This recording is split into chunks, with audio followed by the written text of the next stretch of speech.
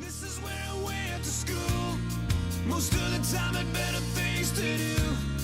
I wonder if it's too late. Should I go back and try to graduate? Okay, welcome back, folks. In the last video, I talked about REV versus St. Paul and how it might have allowed two types of hate speech statute. So it's true, it struck down the one that banned certain fighting words when used to express racist ideas, which Scalia took to be political opinion. But on the other hand, it allowed, one, a hate speech code that banned all hate speech as fighting words, no matter what the political position of the user and who's being targeted by those fighting words. Or two, it would have allowed a hate speech code that banned particularly odious epithets only because they were particularly bad as fighting words. But then there was, in REV, a third type of hate speech that they would allow to be punished. But we didn't deal with this in the last video, so pay attention here. A third type of hate speech that they would allow to be punished. Speech that was used to attack others' rights in certain ways. For example, speech that was used in such a way that it brought about housing discrimination based on race. So Scalia gives an example on page 389 of REV where he says that a particular content-based subcategory of a prescribable class of speech can be swept up incidentally within the reach of a statute directed at conduct rather than speech. Thus, for example, sexually derogatory fighting words, among other words, may produce a violation of Title VII's general prohibition against sexual discrimination in employment practices. Okay, now, if the issues we covered in the REV versus St. Paul video weren't complicated enough, this is going to seem super confusing, but it's pretty clear why Scalia had to say this. To use his example, imagine a male boss who aggressively sexually harasses his female employees. The state then passes a law against sexual harassment. Scalia didn't want anybody to interpret REV to essentially be saying to that boss, look, you can't punish me for saying disgusting things to women because in doing so, you'd be punishing me not for the pure disgustingness of my words, as Shaplinsky would allow, but for the idea, the sexism that they convey. Right? He didn't want the employer to be able to defend himself using REV in that way, because that would have invalidated almost all sexual harassment laws, not to mention housing discrimination laws and the cross-burning law in Virginia versus Black. So Scalia is trying to make a distinction here. There are instances of speech that can be punished when they turn into actions, and things like harassing or discriminatory speech are, for him, closely conjoined with illegal actions, harassment and discrimination. But what you read in Doe versus Michigan was Judge Cohn looking at a statute that attempted to target speech only when it might produce race or sex discrimination in employment. In this case, it was education, but that counts as a form of employment. So what you saw in Doe versus Michigan was Judge Cohn looking at a statute that tried to do exactly what Justice Scalia was approving of, but finding that statute unacceptable. In REV, in 1992, the Supreme Court was opening the door to the punishment of speech if it brought into effect racial or sex discrimination, among other illegal acts. But in Doe, in 1989, a lower federal court had significantly blocked, if not closed, the same door. So let's look at why. Doe, in comparison to REV, might be thought to be slightly different. In REV, the Supreme Court worried that a statute that was too narrow targeted speech for political reasons. In Doe, Judge Cohn worried that a statute that was too broad could also target viewpoints in a certain way and also catch up within its net some speech that should be protected, speech that is or contains ideas and that is not just fighting words.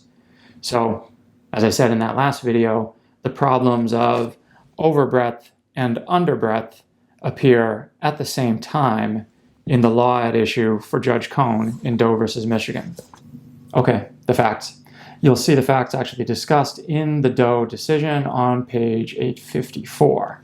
On January 27, 1987, some unknown persons distributed a flyer on the University of Michigan campus declaring, quote, open season on blacks who were referred to by certain derogatory terms that are in the decision. On February 4th, 1987, a student disc jockey on a local on-campus radio station allowed racist jokes to be broadcast as what this disc jockey said was a demonstration about free speech. And then at a demonstration protesting these incidents, a Ku Klux Klan uniform was displayed from a dormitory window. Okay, the law. University of Michigan passed a policy in response to these incidents. The policy regulated expression in, quote, educational and academic centers such as classroom buildings, libraries, research laboratories, recreation, and study centers. So an important side note here, the policy did not limit expressive demonstration in public parts of the campus, nor in any official student publications, nor any expression in students' dorm rooms, which were deemed to be private residences, although that's not required by law. The policy said we're going to call these dorm rooms private residences, and so we're not going to touch speech that goes on in there.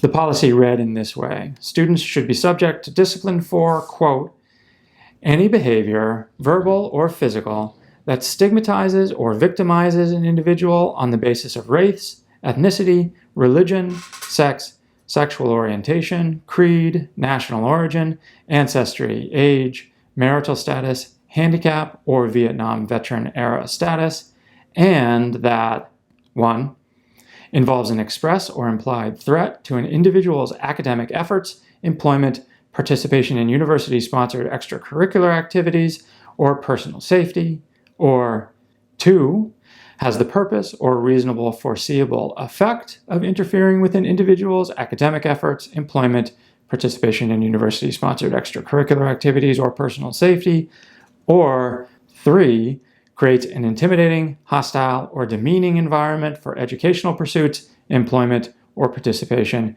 in university-sponsored extracurricular activities. So I read that whole wording to you there because the wording actually very closely follows anti-discrimination policies that the federal government has used to stop workplace discrimination on racial and sexual grounds, as for instance, Title VII of the Civil Rights Act of 1964, which talks about things like the hostile work environment and etc. So almost all of the admittedly complicated phrasings that I just read to you are actually covered in other areas of the law that courts have said is permissible. Okay, but to go back to the facts for a second, we'll see why the law is complicated in this case. So the petitioner in this case, Doe, he was going by a pseudonym because he didn't want to be revealed. He specialized in biopsychology, and he dealt with controversial theories of gender and racial differences. And he was worried, because of the Michigan Code, he was worried that his academic teaching and his research might be affected or even banned by this code. Because the University of Michigan Code had used something very close to an example like his academic studies as an example of speech that might be punished. So the code came with an interpretive guide, and the Doe decision talks about this on page 858.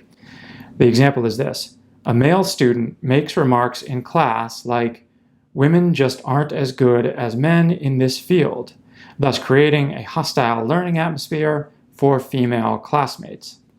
It was in this example that Doe saw a threat to his liberties. He said that he studied the precise question of sex differences in academic performance, and he said that he should be allowed to discuss his conclusions, even if it involved him in saying things like, women just aren't as good as men in this field. Now, Judge Cohn said that there were two things that the university could have done. One, they could have restricted some hate speech for the sake of protecting civil rights. That's one of the issues we've already been considering. Scalia said that too in RAV.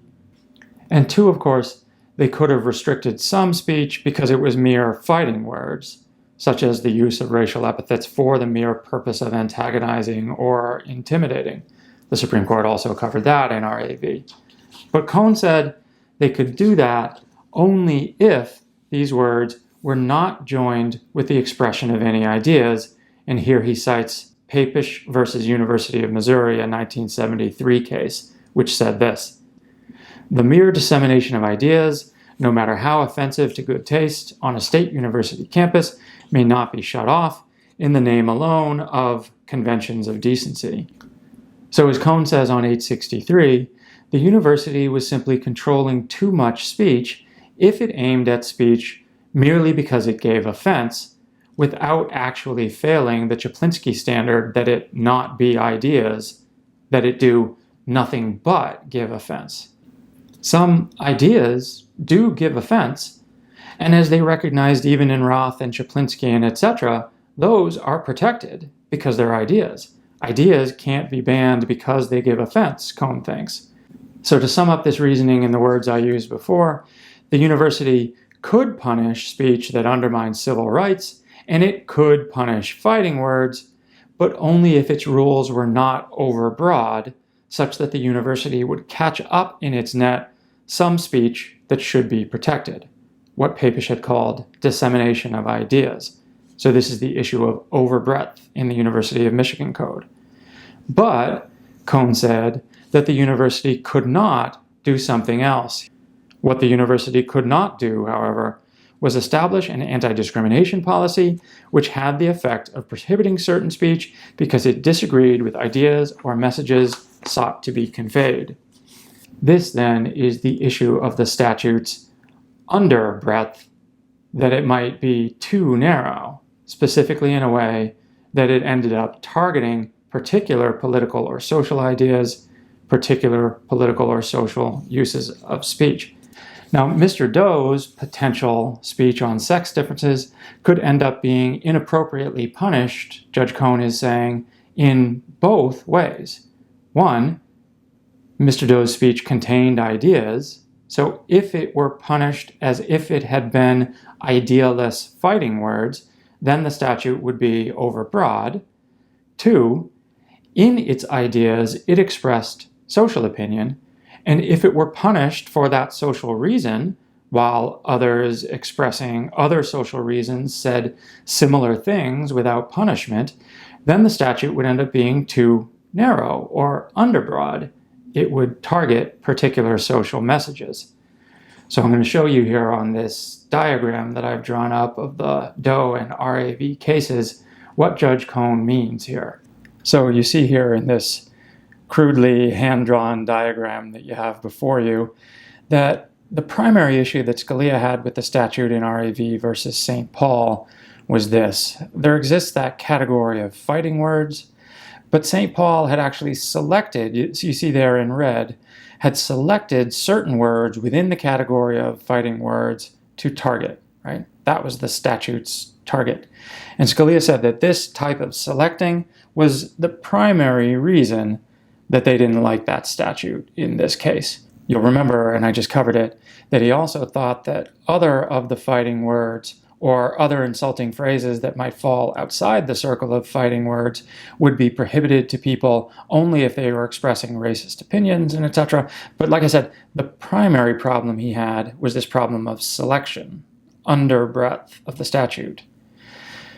But then the problem in Doe versus Michigan is more complicated, as you see in this, again, crudely drawn picture. They could have banned fighting words. They could have banned, or at least punished in the right circumstances, words that undermine civil rights, but the statute actually targeted kind of all three at once. It targeted some fighting words only, and so it had the selection problem. It targeted perhaps only some words that undermined civil rights. It targeted the words that were at the interconnection of those two. Because it selected only some fighting words, it was underbroad. But then because it seemed to Cohn to clearly select, you'll see in the red area outside of either of those permissible circles, it seemed to collect or to catch up in its net other instances of speech that should be protected. Well, Cohn thought that it actually had a huge constitutional problem. But we're going to see that others just disagree.